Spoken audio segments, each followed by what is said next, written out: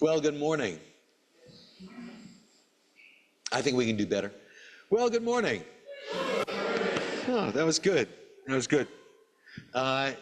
So,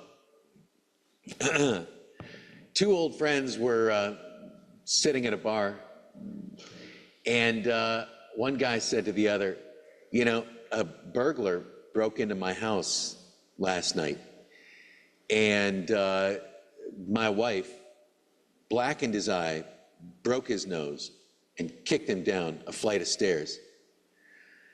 She thought it was me coming home drunk.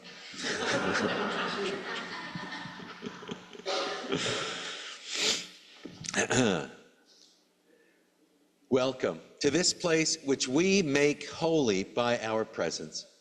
These doors are open to all. Bring your brokenness and bring your power. Bring your fatigue, your early morning aches, and your energy. For here you need not hide nor pretend, nor be anything other than who you are and who you are called to be. Come into this place where the ordinary is sanctified, where the human is celebrated, where compassion is strength. Welcome to this place. Together we make it a holy place. Please stand if you are able for hymn 361, Enter, Rejoice, and Come In. Wait, don't we do the chalice first? Oh, yes, of course. Yes, first we do the chalice.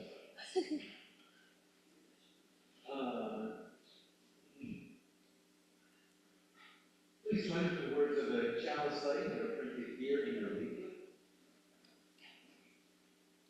May the light we now kindle inspire us to use our powers to heal and not to harm, to help and not to hinder, to bless and not to curse, to serve you, Spirit of freedom.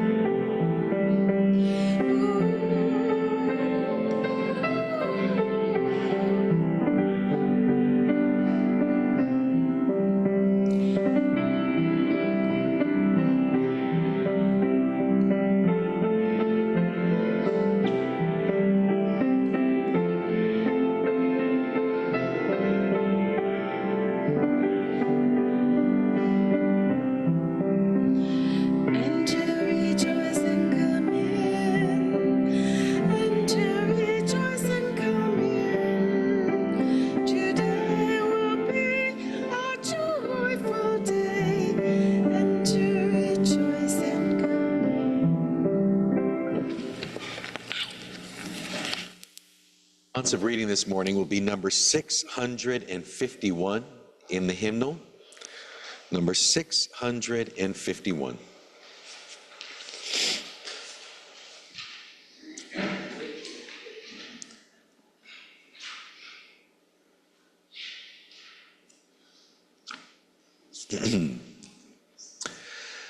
I am a single cell in a body of 4 billion cells. The body is humankind.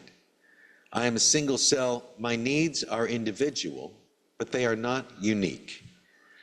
I am interlocked with other human beings in the consequences of our actions, thoughts, and feelings.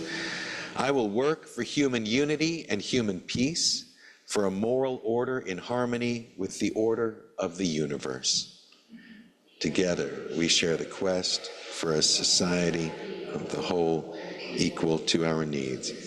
A society in which we need not live beneath our moral capacity, and in which justice has a life of its own. We are single cells in a body of 4 billion cells. The body is humankind.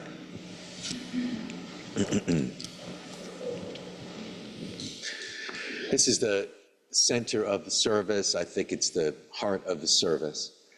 This is where we share our individual joys and concerns.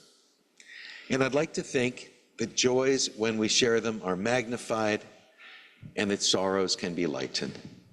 So if there is something you would like to share, please come up to the microphone, and you're welcome to light a candle.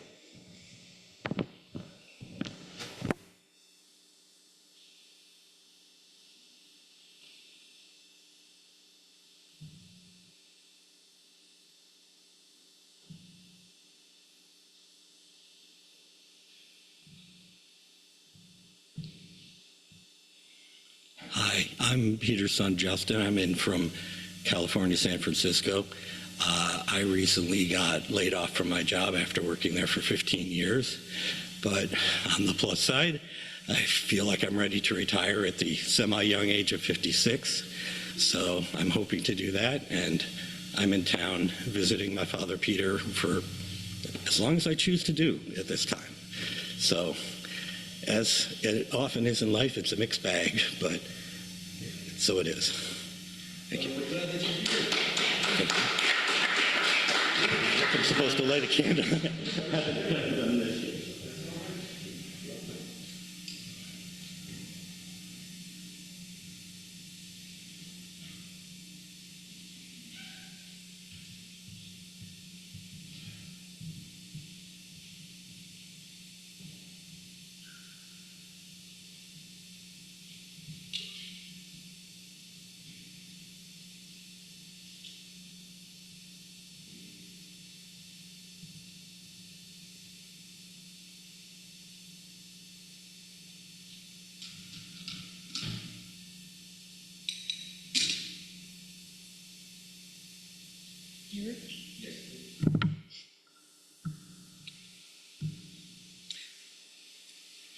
I lost someone very dear to me a week ago today.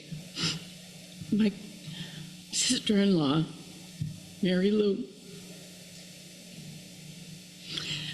And we're all just devastated. And that's as much as I could say.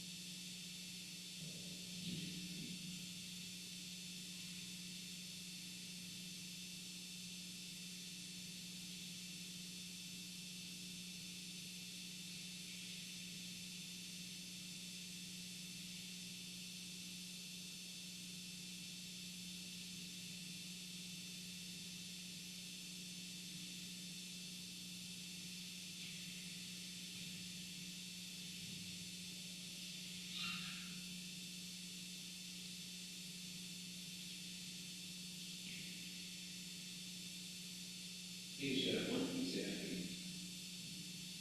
So somebody takes up. I'm easily impressed. Yes, please. You, young lady, have we ever met before? No. Yeah, and I can assure you, not somebody you want to meet. There is something that happens here once a month on a Saturday morning that I enjoy very much.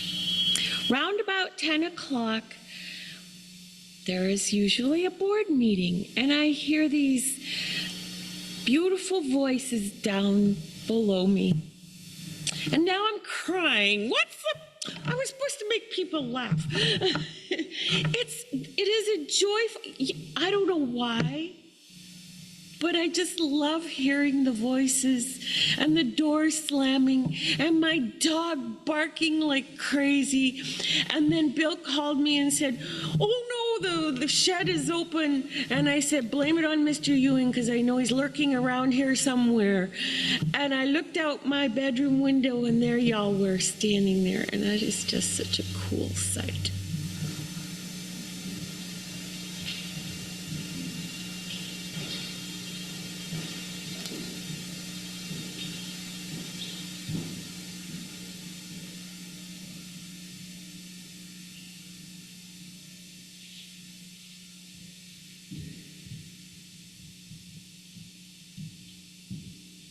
And to support John in his endeavor to have some of us speak and share some events that have occurred in our lives, or perhaps just to share an insight that we as an individual may have had during the past week. And sometimes when we think about something positive that's happened or something that we've learned, we think that it may not affect other people if we share the circumstance with them, but perhaps it will. And what really helped me a little bit this week that I wanted to share with you as a joy is that I watched a short YouTube video, right? So if I'm at in the kitchen, at the sink, doing the dishes, right? I have my phone up by the window, and I go through the shorts. And sometimes I hear a short 5 or 6 times before I swipe up to the next because my hands are wet, right, from the dishes. And do I really want to take the time to dry them?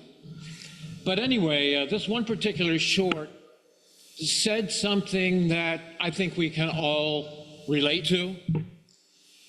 And that is that many of us today, because of events that have occurred in our own lives or in our own communities or in the world at large, sometimes we tend to have a negativity.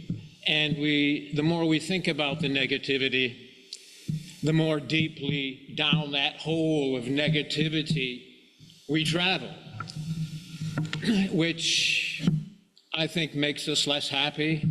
Anyway, to make a long story short, he said that we need to concentrate on the positive things that are happening in our lives because the negative events are going to bring us down. We have to think about the positives. And one thing that he said was, if you find it difficult doing that, set an alarm on your phone. Set a reminder on your phone. Have your phone buzz you. And that's the time when you have to make a commitment to think about something positive that's happened in your life. We all have them. He said 80% of our thoughts as human beings deal with negativity. We have to decrease that negativity, and one way we can do it is by reminding ourselves of happy events, or to remind us about how we can feel good about ourselves as human beings.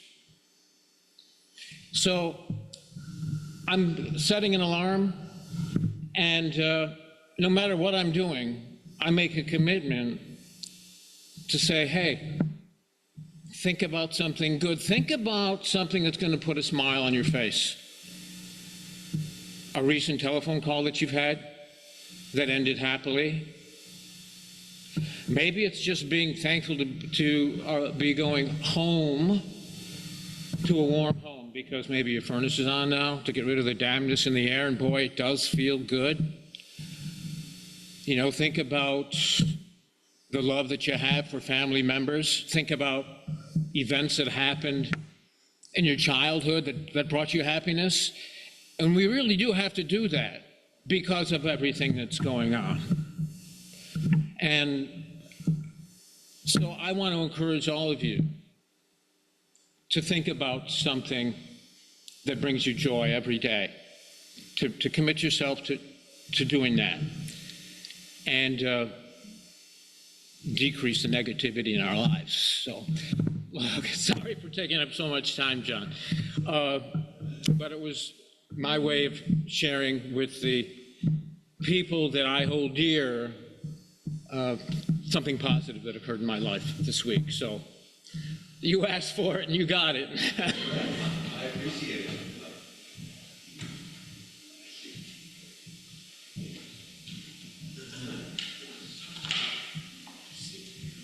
Yeah, of course.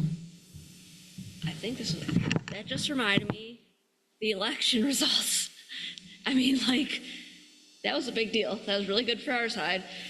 And like, I didn't realize that how much it had been affecting me for the last year, because Wednesday morning I woke up, oh, Mom Dami won, oh, like blue landslide. And I just felt like a little bit of hope, like, oh, this isn't gonna last forever. And it just, I didn't realize that I was like that down by it, but it just gave me hope again. And I remembered what like hope feels like, oh, we're gonna get out of this. Oh, the people do have a vote. Oh, it was good.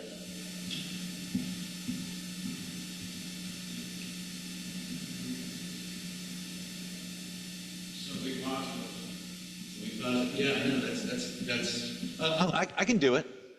I just can't, it's not gonna be amplified, not be. That's okay. Yeah, I don't know what's up with me today. All right. Well, you know, I usually don't, because I feel like we all hear my voice enough during these. And services. Francie has a comment first. Oh, yeah. Francie on Zoom. Go ahead, Francie. You can unmute yourself. Oh, yeah. I just want to say I celebrated my 83rd birthday, October 30th, and today is my grandson's 26th birthday. Wow, time really rushes by. Glad to be here and glad to be on Zoom at UU Niagara. Thank you. I don't know if I can make this one work either. Okay. I think so. Kind of. There we go. Close enough. All right. Okay, good. Am I on? Good. Yeah, I usually don't share something during joys and sorrows, but I'm going to say this, and this is all I've got to say about it. Yeah, I've got I guess kind of a joy that after some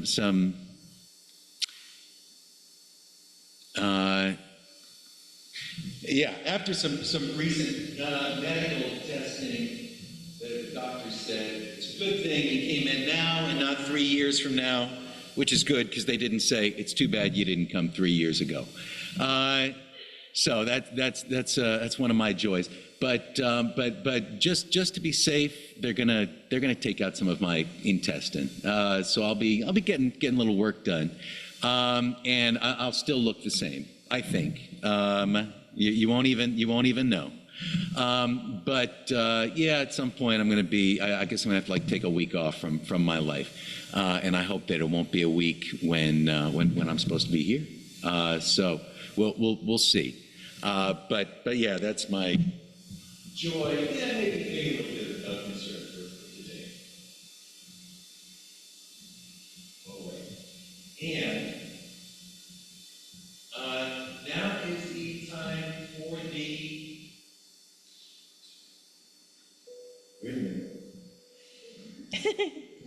Wait a minute. We have a special guest because it just never feels like the offertory unless I've heard from Peter. Peter, can you announce this for us? What do you want me to do now? Announce the offertory. I think, is it on? Okay. I don't know how you announce an offertory. Dig deep. And we sang that one song, I don't remember which one it is, that says, "Don't be afraid of some change." So that's about all I can say. All right, well, good, thank you. Good, man, it's good to hear you. All right, good, good. Now is the offertory.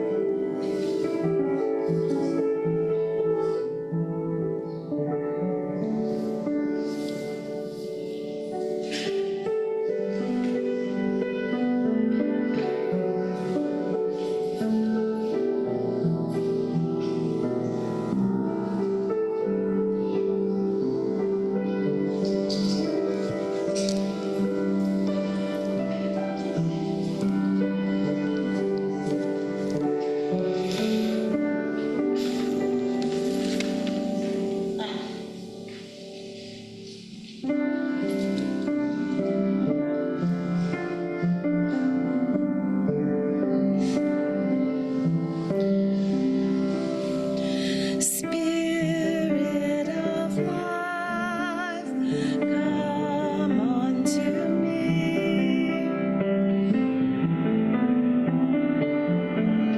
All the stirrings of compassion blow in the wind, rise in the sea, move in the hand, giving life the shape of justice. Roots hold me close, wings set me free. Spirit of life, come to me, come to me.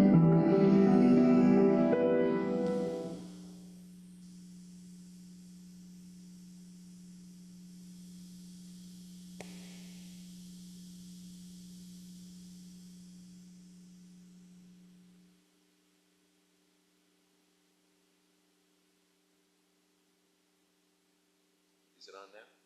Check, 1, 2. Oh, okay. Oh, now it's on? Thank you. Elizabeth and I have 4 kids and a dog, but there's another member of our immediate family, a stately old gal, still standing at 110 years of age, our house. Now, it doesn't sound quite right, since I don't really feel like she belongs to us. We've lived there for more than a decade, which is longer than I've ever lived in the same place. But to her, a decade is the blink of an eye. And ownership? We own the house, which really means the bank owns the house, and the house owns us. It's complicated, this love-hate triangle between the bank, the house, and the family. But more important, I don't feel like the house belongs to us because it's more like a member of the family. We belong here. We in this house belong to each other. We belong together like old friends. She's a little rickety, a little cranky and idiosyncratic. She'll never let us forget how old she is. She's got some crow's feet in her plaster and the occasional leaking in the basement. But she's got good bones. Better a centenarian with strong timber, I think, than a new model with a heart of particle board. There are 5 houses in our neighborhood, and they repeat in different colors and combinations. There must be 100 copies of each one. We once went to drop off Connor at a friend's house. I walked in, and everything seemed wrong. Nightmarishly wrong. But then I realized everything was fine. It was just that this was the exact same layout as my house, with everything different. The wall paint, the furniture. So it looked like a carnival mirror, kind of an evil twin of my house. It was like having that dream that you'd never been born, and familiar things took unfamiliar shapes in the hands of other people. So it was really nice to get home after that and to see the bookshelves and the giant framed posters by my favorite artist, Jim Lee. The houses in our neighborhood were all built at around the same time, around 1910. They're like the Golden Girls. They stay close together. I'd like to think that our house is the Dorothy on the block, whom the neighboring houses would lean on if they started to sag.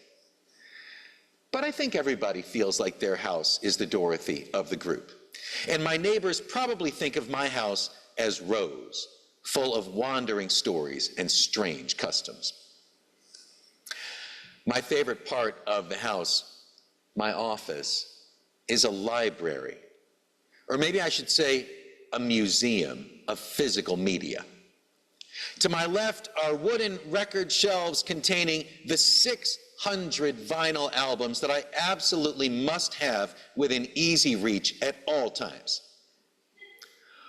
Although the 150 on the bottom are hard to get to because new arrivals get stacked in front of them. The closet behind me has built-in shelves containing the 400 additional records that I don't mind crossing the room to play once every couple of years. Since graduating from high school, I have relocated this record collection approximately 12 times. It is my anchor. Home is where my records are. My kids sometimes look at one and I say, don't get started. Not just because both of my parents have at various times had to help me move this collection, but because I don't think that human beings should really be anchored in this way. Bookshelves behind me and to my right, and I should say here, this office is like a 10-foot square. It's very small. So from my chair, I can pretty much reach everything. Bookshelves behind me and to my right contain the 800 or so books that I might have to grab at a moment's notice when some idea or question comes to mind. Then there are other walls of books in my house. We actually have a library room in the house, which is one of the benefits of a 100-year-old house in a colorful neighborhood. I sometimes joke that if one more book came into the house, the whole thing would sink into the earth. But I never pass by a little free library on someone's lawn without a look inside. And I usually come home with some heretofore unknown but instantly indispensable old paperback. Last year, the Canisius University Library downsized its holdings of physical books. Thousands of volumes discarded. Long shelves in the basement that just said, free to a good home. Hundreds of these displaced refugees have been resettled in my house. Hundreds is not an exaggeration. I brought Elizabeth there as a date, and we filled the trunk of the van. Matter of fact, one day after I finished teaching, I went downstairs. They had put some more books. I took a photograph of this whole rack of like world mythology books, and I said, Elizabeth, which ones would you like? She said, all of them. And so I filled the trunk of the car again. The Canisius University Library Women's Studies section got downsized, and about half of that came into my house. And one of the many refugees is a book by Erica Zhang entitled, What Do Women Want? And I've been reading these essays, and one of them she wrote, as a child, not knowing there is an alternative, you never really appreciate home. As a young adult, home is what you want to leave as soon as possible. Only in midlife does home beckon seductively again, inviting you to pleasures that running away can never supply. Home is where your books are. Home is where you know all the quirks of the plumbing, but they comfort rather than irritate you.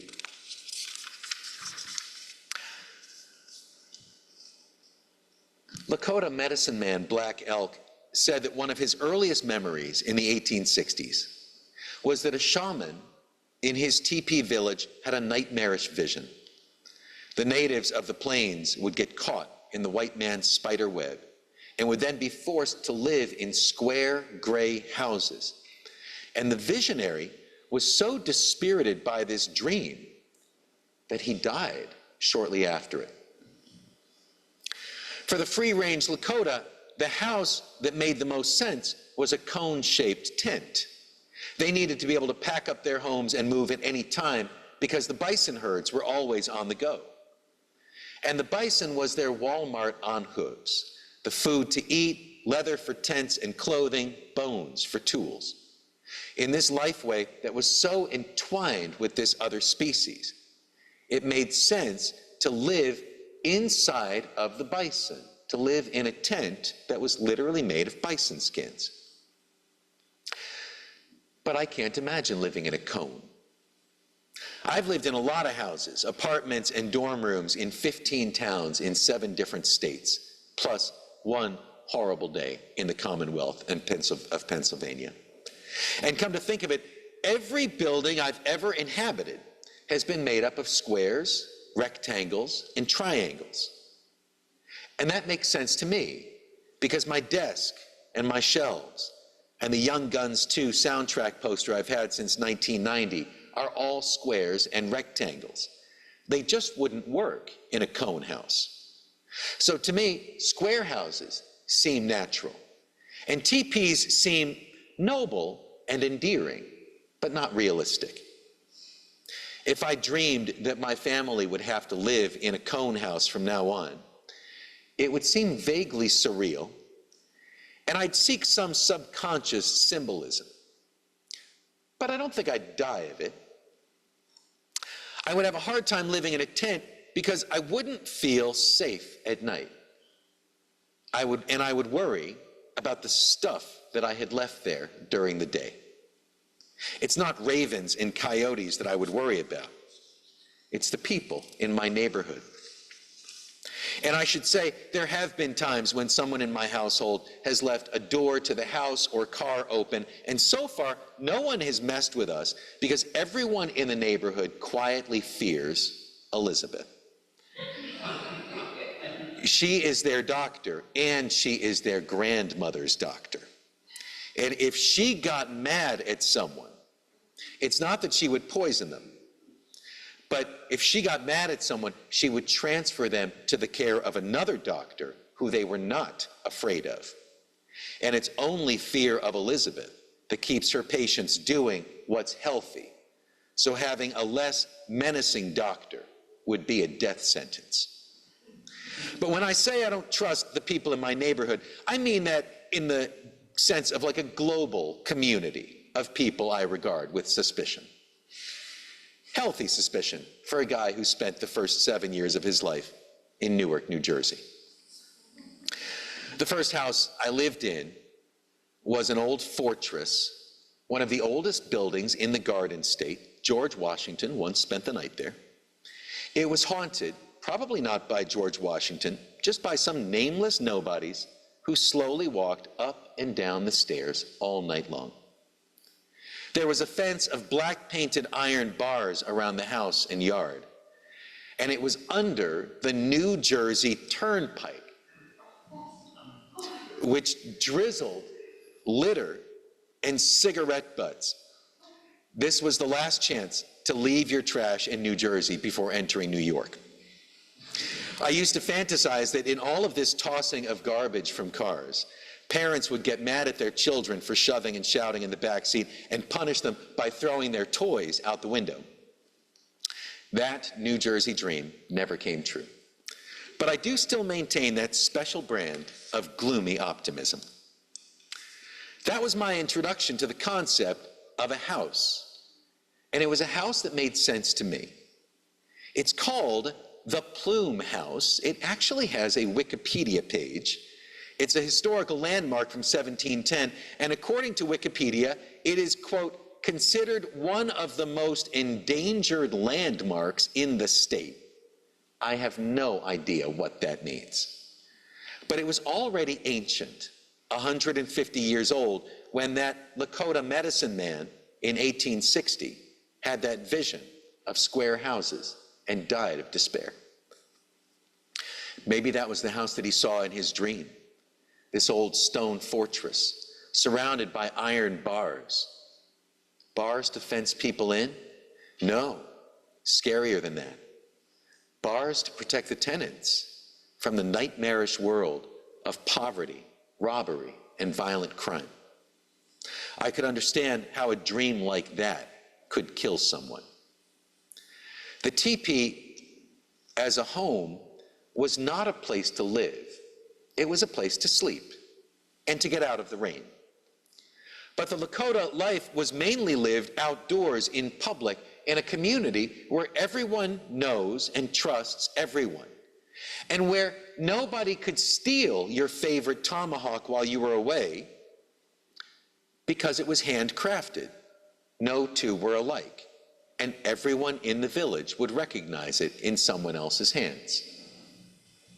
Black Elk said, "Our teepees are round like the nests of birds, and these are always set in a circle, the nation's hoop, a nest of many nests, where the Great Spirit meant for us to hatch our children." Compared to that, the house I live in now seems kind of alien. A fortress of wood, plaster, and glass that's meant to contain my children and protect them from a city of strangers. Square houses arranged in a coldly calculated grid so that they could be numbered instead of named. But nonetheless, this house is what feels like home to me. Not just a place to sleep, but a place to live. And it's the square nest where we raise our children, one of whom was born in the library room. I am a homebody. I feel most like myself when I am inside of my house. And sometimes I realize I haven't left. And, while I was writing notes for this sermon, it occurred to me that I had not been outside my house in 22 hours. So I went for a little walk. Even aside from the 8 hours I sleep at night, I still spend the majority of my waking hours in the house. And if you added sleep time, it would be 2/3 or 3/4 of the average day that I spend indoors. On weekends, the only thing that can make me get outside is that I know that Elizabeth finds me more handsome when I'm rounding up the kids to go to the park. So we go to the playground where I read, and they sometimes play, but they will sometimes protest by refusing to play. And I tell them, doing nothing outside is healthier than watching TV inside, and bring a book next time. They can play or not. Elizabeth is happy to see me either way.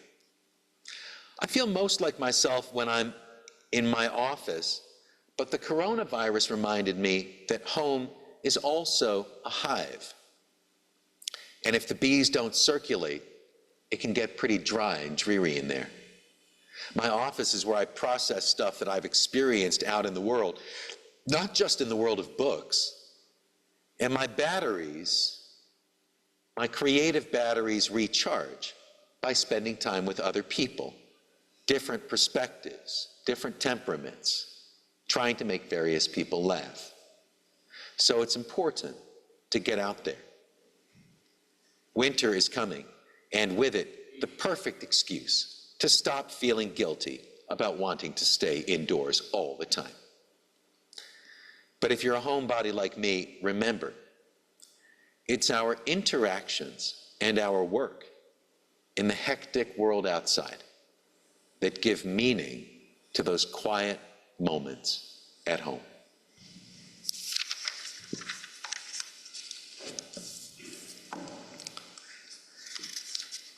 Please stand if you're able for hymn 131. Love will guide us.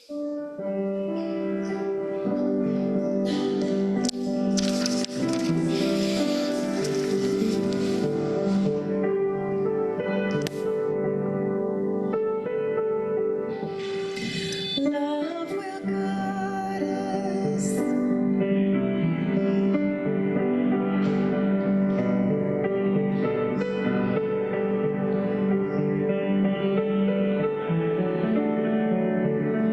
On the road from greed to giving, love will guide us through the hard night.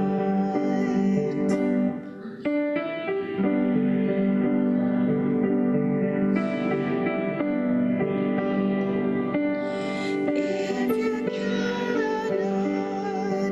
speak before thousands, you can give from deep within you. You can change the world. Love will guide us, peace has tried us.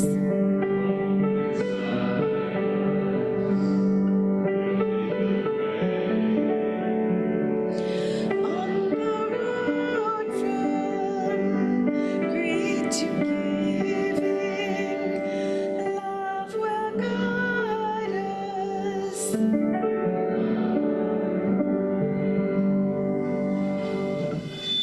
Do we have any announcements today?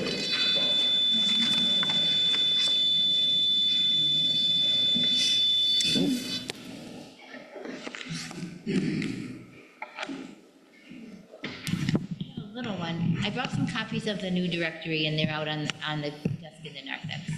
And if you see anything that's not right, please tell me so I can fix it.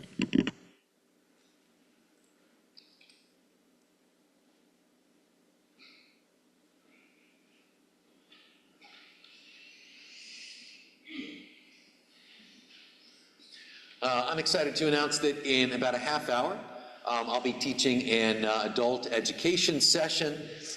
We're going to be looking today at some of the social and economic conditions of first century Galilee, and what were some of the, regardless of like Jesus as a magician or like a God man or whatever.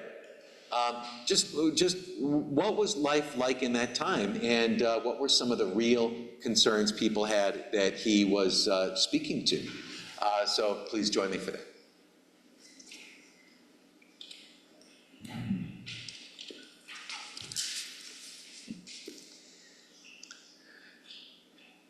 Together we have sanctified this space. If you have found strength and comfort here, share some out there. Remember that you are blessed, and you are a blessing, and you are not alone. Please join me for the words of extinguishing the chalice. We extinguish this flame, but not the light of truth, the warmth of community, or the fire of commitment. These we carry in our hearts until we are together again. I've done this one before, and I just want to do it again.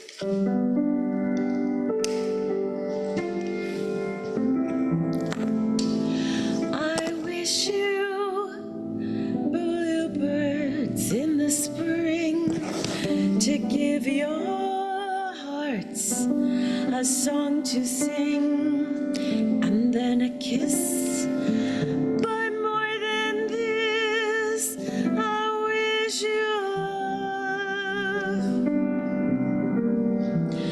And in July, a lemonade to cool you in some leafy glade. I wish you health, and more than wealth, I wish you love.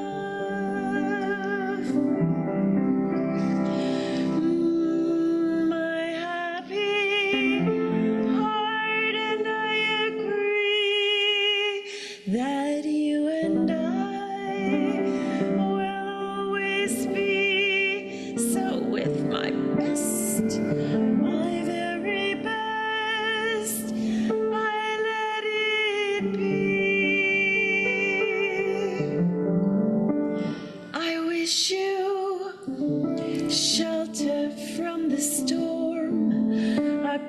crazy fire to keep you warm. But most of all, when snowflakes fall, I wish you a great big shovel.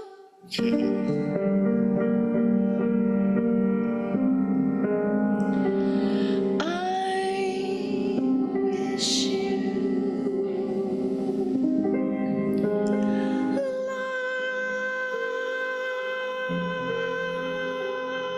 love.